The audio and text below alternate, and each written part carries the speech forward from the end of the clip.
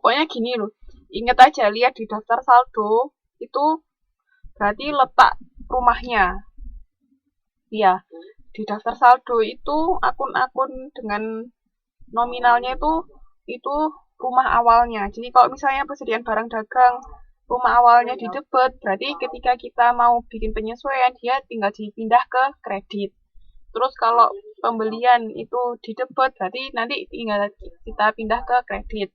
Terus retur sama potongan itu kan rumah awalnya di kredit. Nanti ketika kita bikin penyesuaian tinggal dibalik.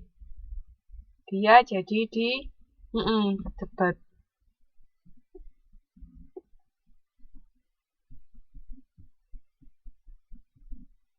Kalau untuk HPP-nya ya nanti tinggal dilihat akhirnya lebih banyak yang mana Mbak. Kayak bentar, pokoknya untuk transaksi yang itu yang ada di tabel itu tinggal dibalik ya. Semua lawannya adalah HPP. Jadi kalau awalnya di debit berarti jadi di kredit.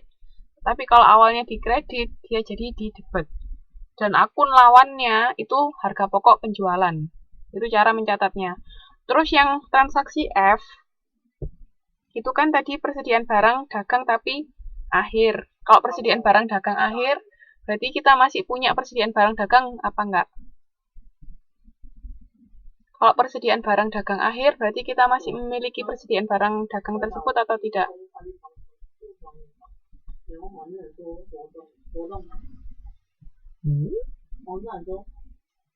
Persediaan barang dagang akhir. Akhir bulan itu persediaan barang dagangnya sekian. Berarti kita masih punya persediaan barang dagang tersebut atau enggak?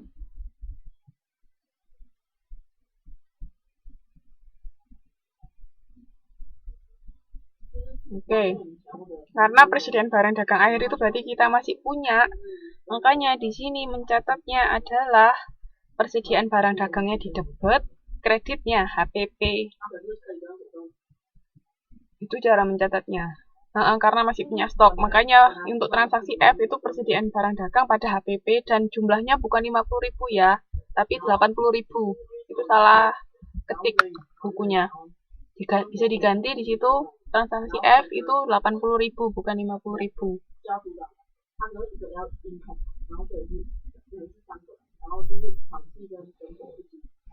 Oke.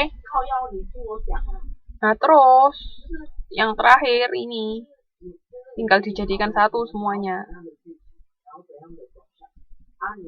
Yang pertama itu HPP ketika dia di debit.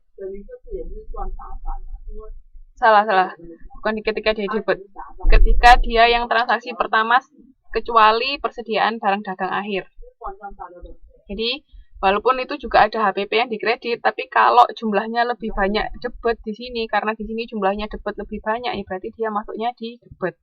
Jadi kayak saldo akhirnya harga pokok penjualan. Saldo akhir harga pokok penjualan karena lebih banyak debit, berarti dia mencatatnya di debit. Sedangkan yang lain tinggal mengikuti aja.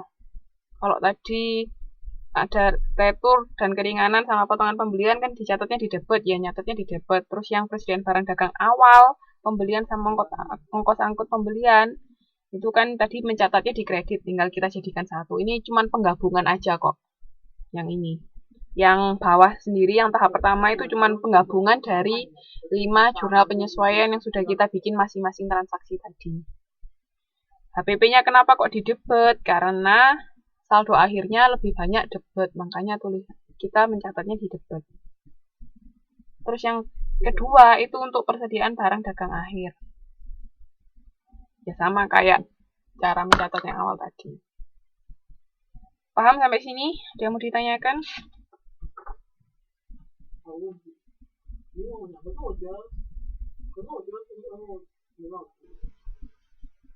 Ada yang mau ditanyakan enggak?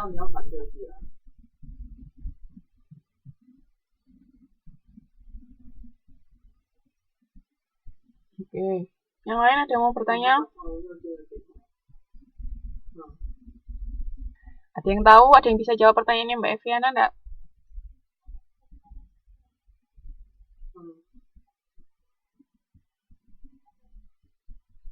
Ada yang bisa jawab pertanyaannya Mbak Eviana?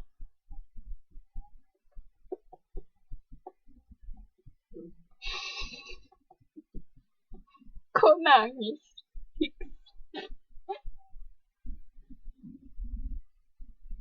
Gimana? Jadi kan saya sudah bilang, itu kenapa kok nyatetnya di debat. Oke.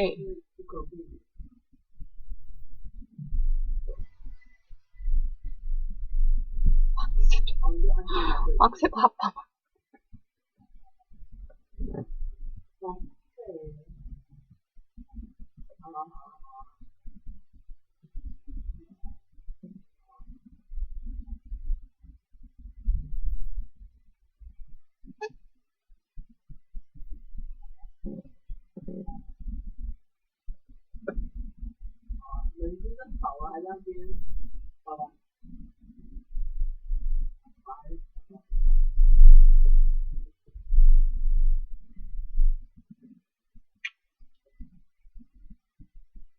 Gimana?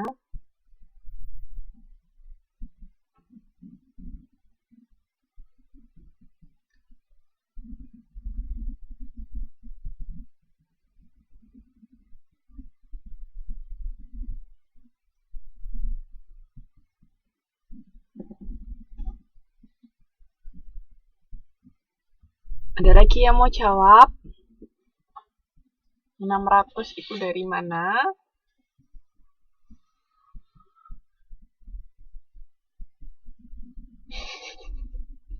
Sebentar. Kalau temannya ada yang bisa jawab, biar temannya dulu. Obat.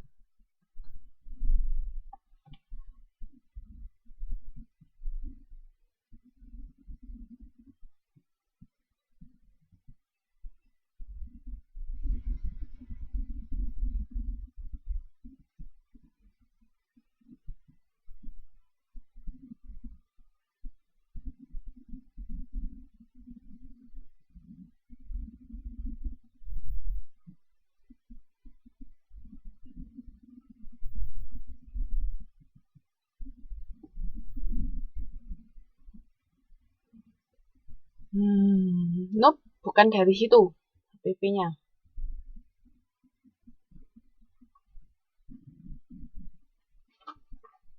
Itu memang rumusnya, tapi maksudnya di sini biar lebih jelas angkanya 600.000 dari mana. Saldo akhir dari HPP. Bisa sih dari situ, cuman biar lebih jelas ini kan karena ada langsung transaksi dimasukin ke jurnal-jurnalnya, jurnal penyesuaiannya begini. Nah, itu ketemunya dari mana? Sudah, nggak ada yang mau jawab lagi.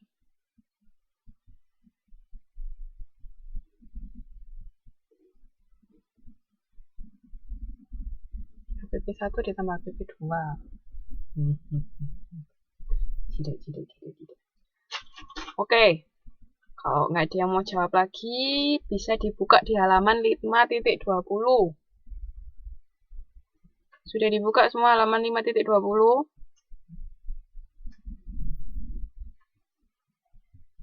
Nah, di situ tuh kan ada buku besar masing-masing akun, ya kan? Kemarin pas tugas yang mbak-mbak sama mas-mas kerjain kan ada disuruh bikin buku besar. Nah, ini kan buku besarnya kayak gini. Masing-masing akun kan ada beberapa transaksi. Nah, lihat yang harga pokok penjualan. Di situ kan harga pokok penjualan ada debit sama ada kredit, ya toh. Yang masuk harga pokok penjualan debit itu ada 70.530 sama 50.000. Sedangkan yang masuk penjualan, tapi ini di minus 80.000-nya jangan dilihat ya, karena kita bicara transaksi tanpa persediaan barang dagang akhir. Jadi HPP yang 80.000 itu jangan dilihat. Nah, di situ bisa ketahuan selisih antara debit sama kredit. Jadi kan 70.000 ditambah 530.000 ditambah 50.000 kan ketemunya 650.000. Ya toh? Sedangkan yang di kredit 15.000 sama 35.000 itu dari transaksi potongan sama retur. Ya kan? Nah, itu selisihnya 650.000 dikurangi 50.000. Makanya ketemunya 600.000. Bisa kayak Mbak siapa tadi, Mbak Widya